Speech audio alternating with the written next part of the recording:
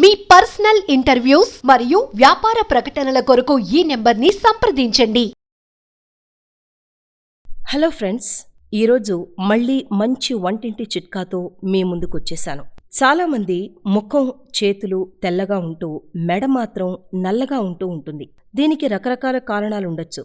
కానీ ఈ నల్లని మెడతో చెప్పలేనంతగా ఆవేదన పడుతూ ఉంటారు.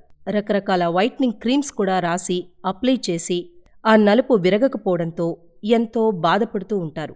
మరి అలా బాధపడేవారి కోసం ఇంట్లోనే చేసుకునే చక్కని వంటింటి చిట్కా ఇప్పుడు చూసేద్దాం.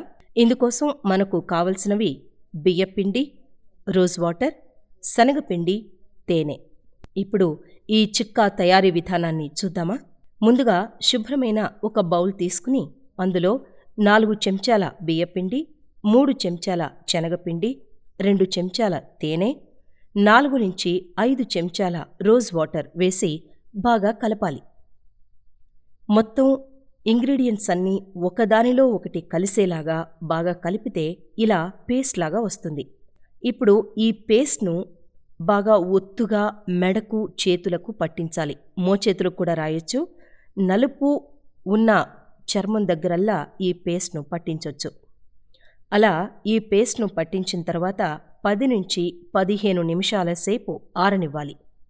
ఆ తర్వాత చల్లని నీళ్లతో మసాజ్ చేస్తున్నట్లుగా సున్నితంగా రుద్దుతూ శుభ్రం చేసుకోవాలి.